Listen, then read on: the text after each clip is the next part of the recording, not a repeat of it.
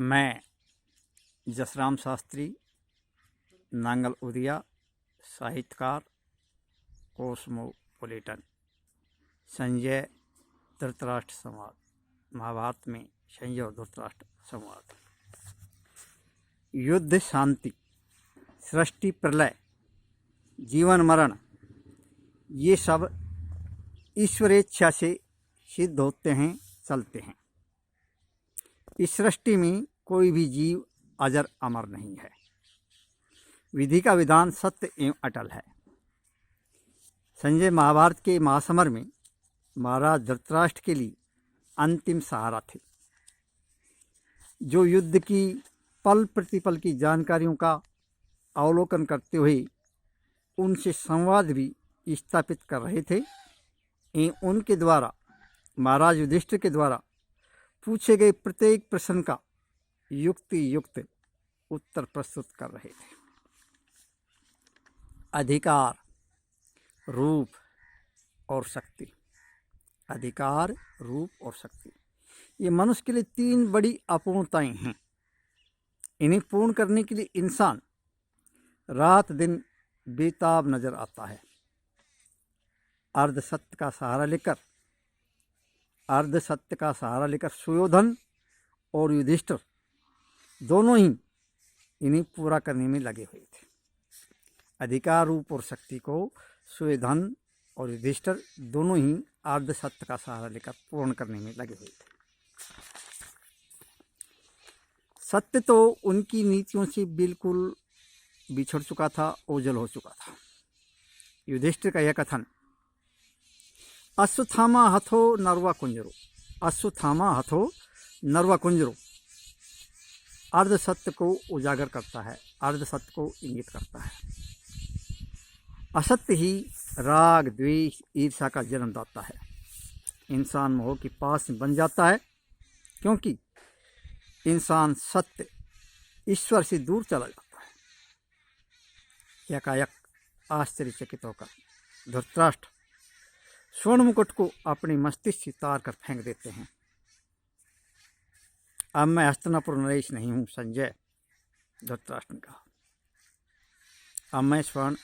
अब मैं हस्तिनापुर नरेश नहीं हूँ, संजय, धृतराष्ट्र ने कहा। यह स्वर्ण मुकुट किसी अन्य पुरुष के मस्तिष्क की शोभा बढ़ाएगा, धृतराष्ट्र ने कहा। इस समय मैं धर्म संकट में हूँ। तुम कितने निष्पाप हो संजय, और मैं कितना बड़ा पापी। मेरे हाथ खून से सने हुए हैं।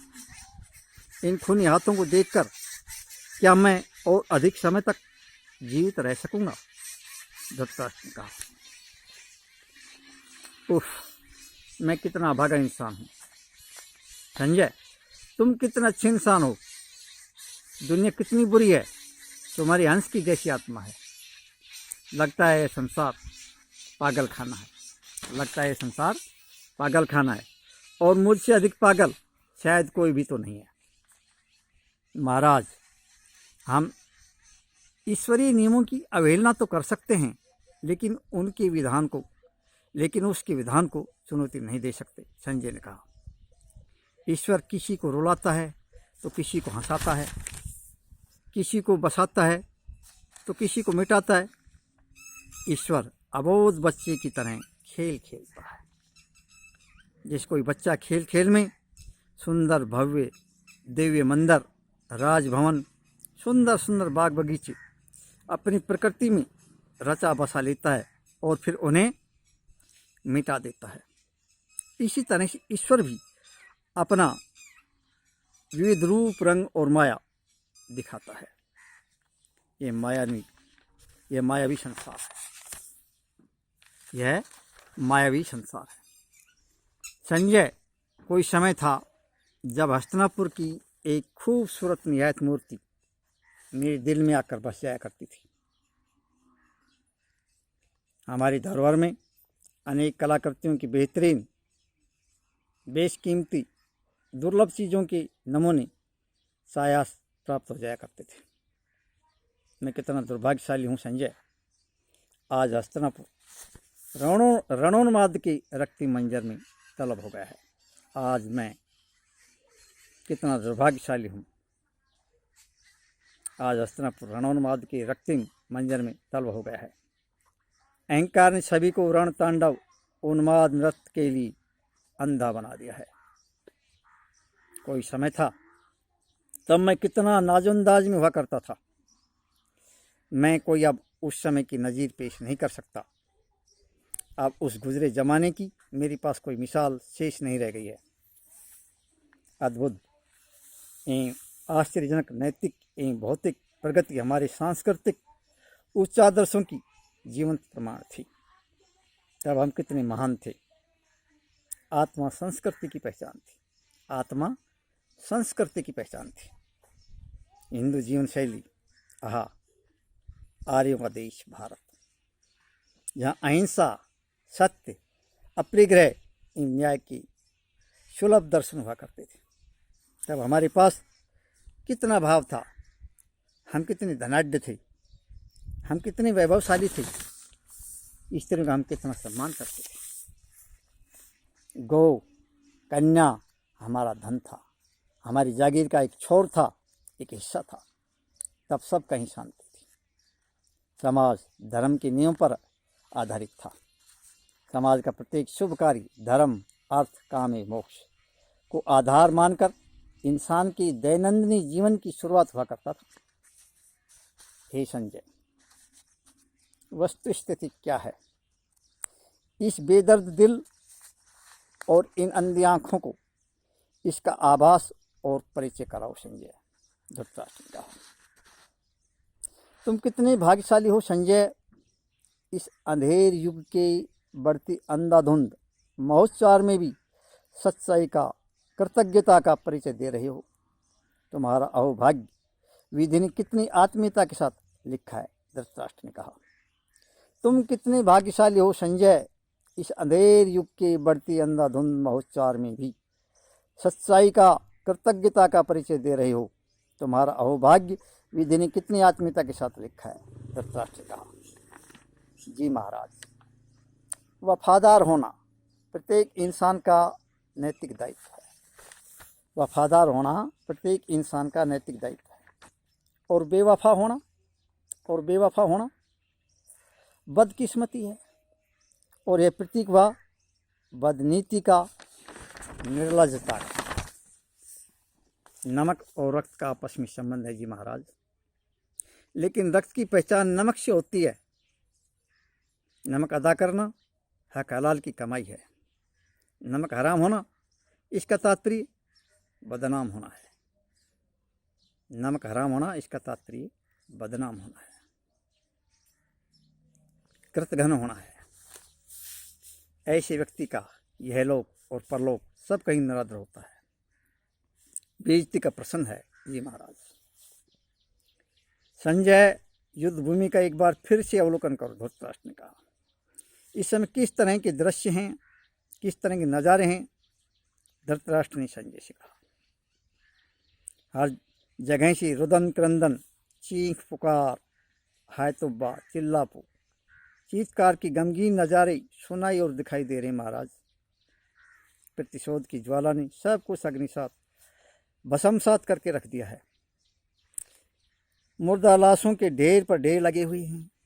जख्मी इंसानों को गिद्ध, शियार और अनेकों हिंसक जीव जंतु नोच नोच कर, झपट झपट कर अपना भोजन बना रहे हैं जी महाराज। इस तरह के नज़ारे हैं। उन्हें चाव में भर भर कर खा रहे हैं।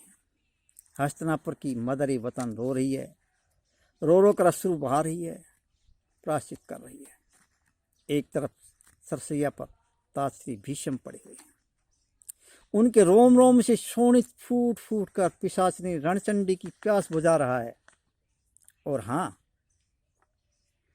ताजश्री वेद मंत्र गायत्री का सरसैया पर उच्चारण करने में लगे हुए हैं। यह अचरज की बात है महाराज। एक के बाद एक साजिश, षड्यंत्रों का दौर चल रहा है। हर जगह गली कूचों, पगडंडियों पर विषैले सर्प फुफकारते विचर रहे हैं। लगता है भगवान शिव ने अपना तीसरा नेत्र खोल दिया है और हस्तिनापुर प्रलय निशा में अपने अतीत का वैभव खोता जा रहा है।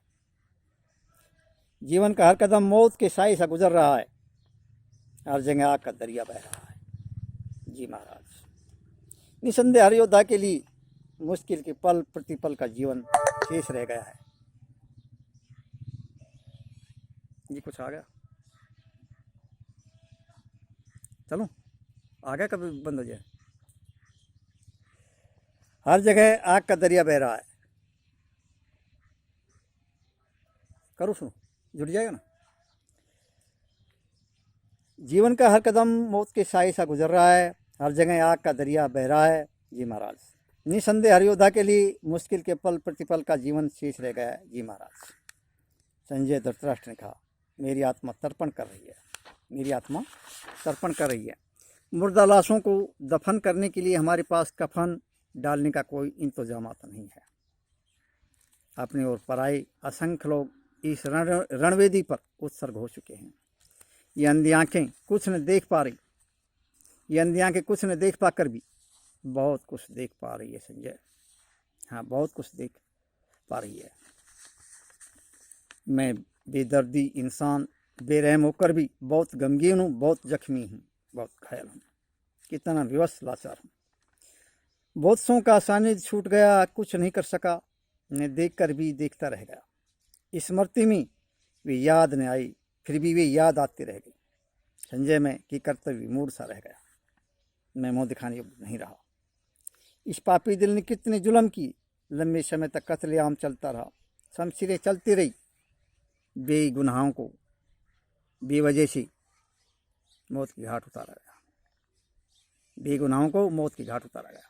कितना पाप, कितना बड़ा दाग, कितनी बदनामी, मैं कितना निर्लज्ज हुआ, मैं कितना लज्जित हुआ निर्लज्ज होकर। प्रायश्चित के बाद भी ये दाग धोया नहीं जा सकेगा, कोई चतुराई काम न आ सकी।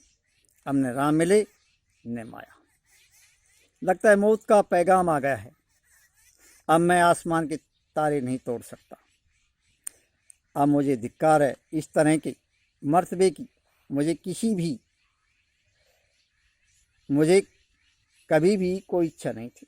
इस तरह के मर्तबे की मुझे कभी भी कोई इच्छा नहीं थी। धृतराष्ट्र विलख विलख कर रोने लगे। अगले ही पल, हे विधि, तू चाहे जो कर, चाहे जो रच, सब कहीं तेरी ही सत्ता है। ईश्वर तू हमें मानसिक बल दे, ईश्वर तू मानसिक बल दे, ईश्वर तू हमें मानसिक बल दे। धृतराष्ट्र ने कहा, तेरी सत्ता सृष्टि में, मैं तो एक अदना सा निमित्त मात्र एक इंसान हूँ, एक छोटी सी किसलय, नन्हा सा अंत। वक्त की नज़ाकत दिव्यास्त्र से भी घातक प्रलंकारी अहितकार होती है, जो इंसान तो क्या पत्थर दिल हैवान को भी रुला देती है। वक्त की नज़ाकत दिव्यास्त्र से भी घातक प्रलंकारी अहितकार होती है, जो इंसान तो क्या पत्थर दिल हैवान को भी रुला देती है। धृतराष्ट्र ने स्वीकार किया। हस्तिनापुर का राज सिंहासन अब किसी काली छाया ने घेरा है, और अब न तो मैं कोई रुस्तम हूँ और न कोई जादुई छड़ी, जो हस्तिनापुर के पतनोन्मुखी राज सिंहासन का वैभव बचाकर नव प्राण फूंकने के लिए पुनरुत्थान के बीच प्रवहित कर सकूं, ताकि नव प्राणों का संचार सत्यानाश होते भारतवंशियों के अतीत के गौरवशाली इतिहास का भविष्य सुरक्षित करते हुए कायाकल्प कर सके। धृतराष्ट्र ने कहा, मेरे पास अब ऐसा कुछ भी शेष नहीं बचा संजय। धृतराष्ट्र ने कहा, पश्चिम का पथिक अब थक चुका था, वह तिम्रांचल के आंचल में जाकर छुप जाना चाहता था। छुरी की तरफ इशारा करा। पश्चिम का पथिक अब थक चुका था, वह तिम्रांचल के आंचल में जाकर छुप जाना चाहता था, और पूरब में खिलखिलाता चांद जीवन की नव मुस्कान भरी अटखेलियां करता हुआ हंस रहा था। शायद आज चंद्र विजय का पर्व शरदोत्सव के रूप में मनाया जा रहा था, और शारदिया अपनी अलकों से चांदनी बिखेर रही थी। शरद के ध्वल नक्षत्र नील गगन में झलमला रही थी, जिसकी उज्ज्वलता राग रंजित संध्या को रात्रि में परिणित कर रही थी। जसराम शास्त्री, नांगलोदिया, कॉस्मोपॉलिटन साहित्यकार, मैं आप सभी का आभारी हूँ। धन्यवाद है, बहुत बहुत धन्यवाद है, बहुत बहुत धन्यवाद है, बहुत बहुत धन्यवाद है, बहुत बहुत धन्यवाद है, धन्यवाद है।